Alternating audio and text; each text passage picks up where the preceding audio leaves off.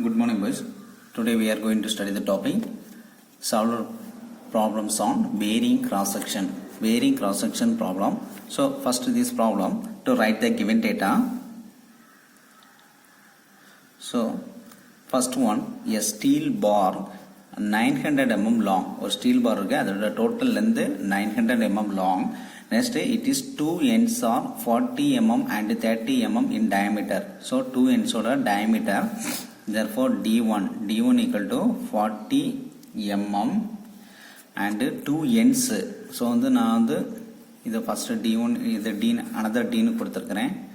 So another d வந்து 30 mm in diameter and length of each rod is 200 mm. So இந்த ரெண்டு diameter ஓட length பாத்தீங்கன்னா 200 mm.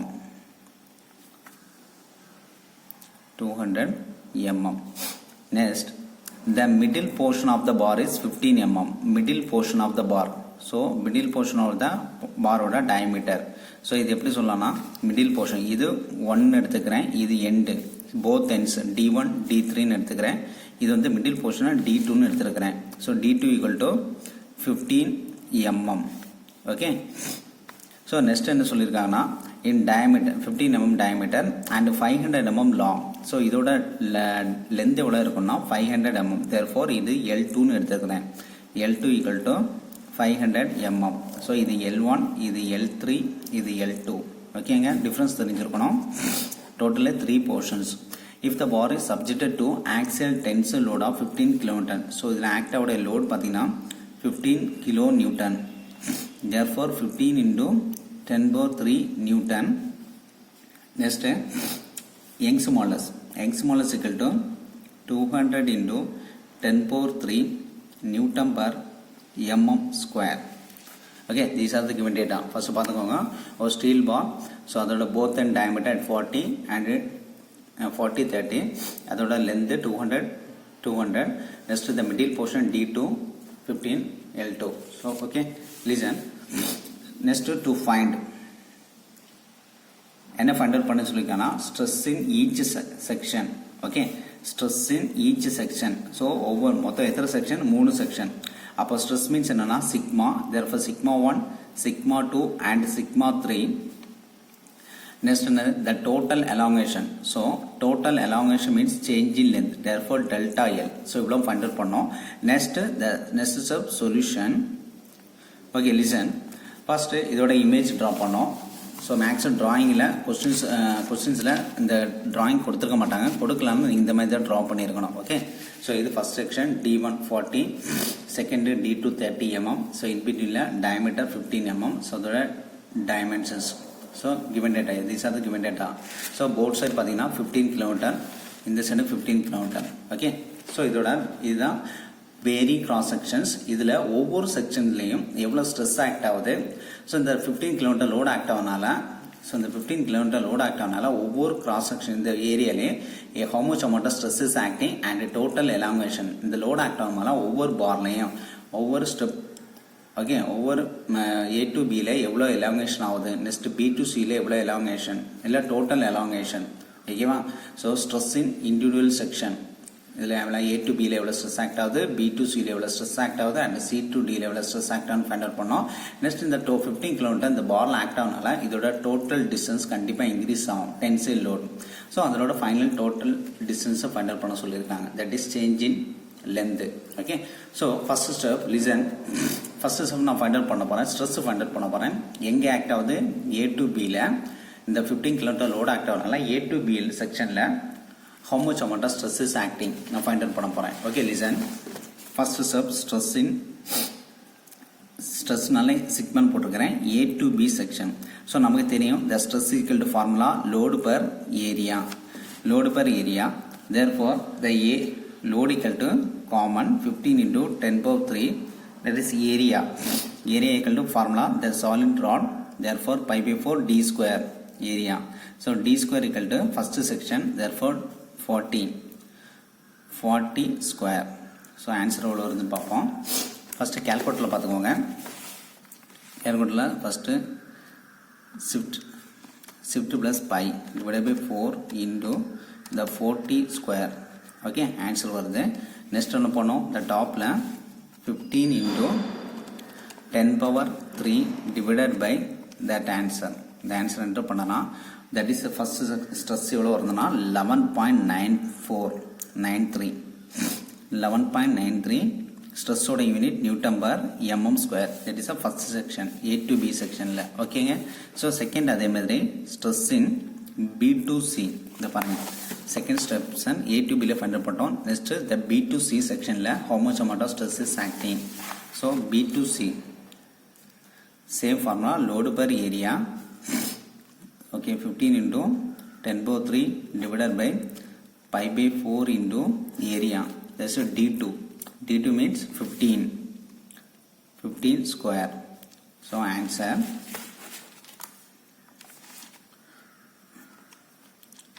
50 plus 5 into 15 square. 15 square அடிச்சுனா answer 17. Next 15 into load 15 into 10 power 3 and divided by எல்லாமே bracketல தான் போடணும். bracketல போடலனா answer change ஆயிடும். Okay. So 84.8 newton per mm square. So second last sub section C2D. C2D செக்ஷனில் பார்த்தீங்கன்னா ஓகேவா சொல்லி சார் நான் இங்கே எழுதிக்கிறேன், இதில் எடுத்துக்கலாம்.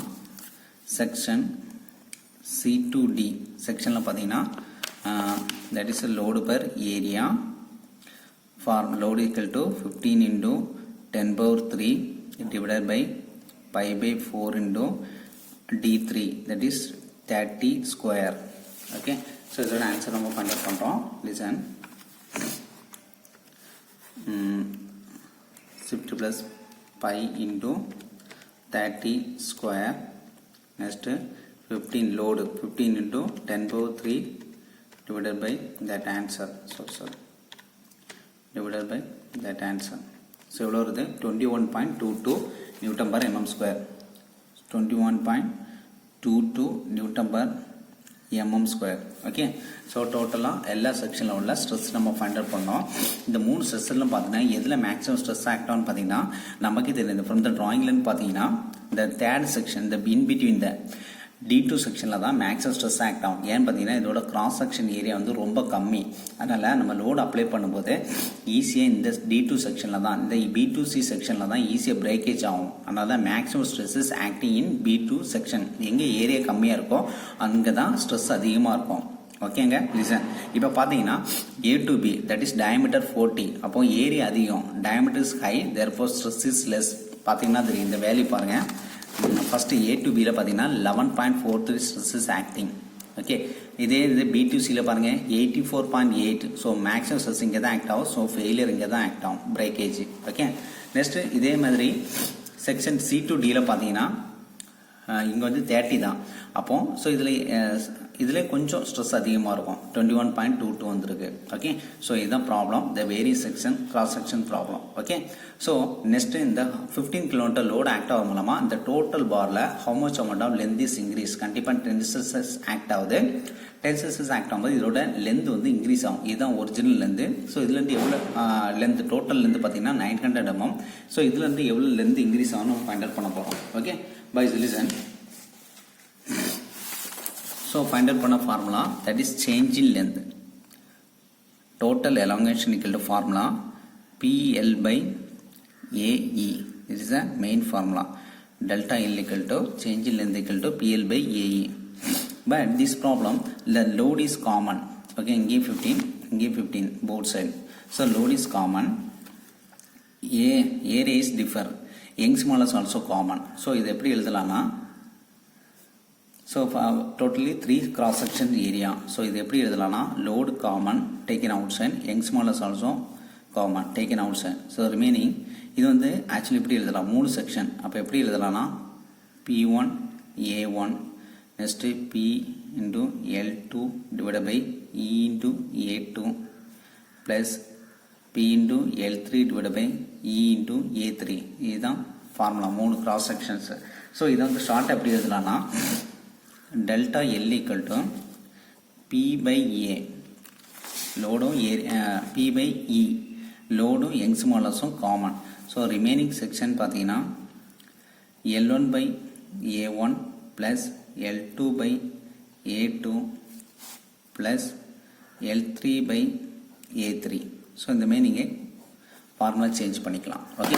So next step therefore the delta L equal to value apply பண்ணுறோம். that is load equal to 15 into 10 power 3. next Young's modulus value directly given in given data 200 into 10 power 3. okay. 200 into 10 power 3.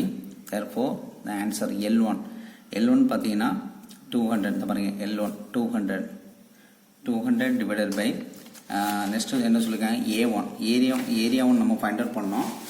ஒவ்வொருத்துக்கும் area 1 நீங்கள் find out பண்ணணும் செப்பரேட்டாக. Already find out பண்ணால் okay. இல்லைன்னா என்ன சொல்லுங்கன்னா area 1 by 140 square இப்படி எழுதலாம்.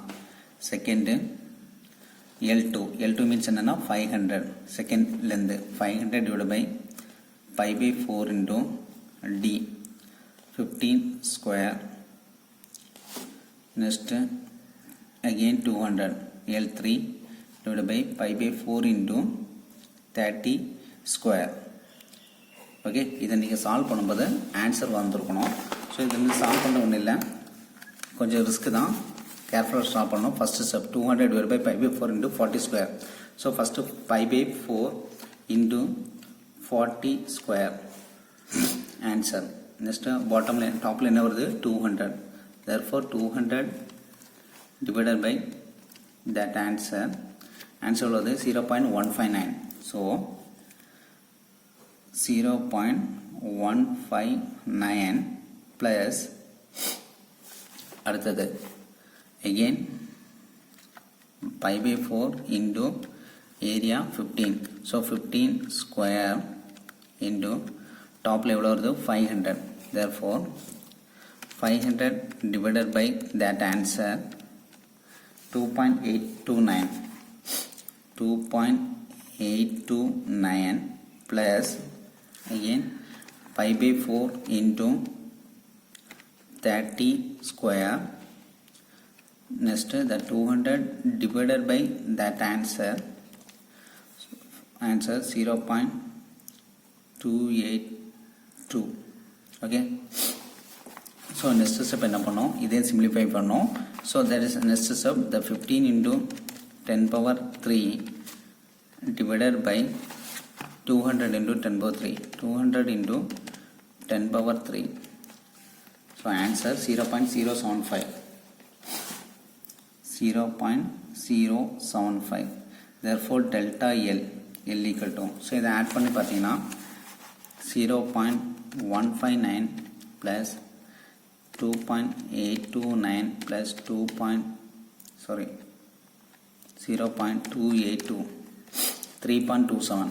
so into இது என்னது into, so into 0.075 that is answer 0.245. that is a final answer 0.245. therefore change in length equal to 0.245 mm. so result போட்டு எல்லா ஆன்சரும் நீங்கள் எழுதிடுங்க. Stress in AB equal to 11.93 newton per mm square. Next the stress BC equal to 84.8 newton per mm square.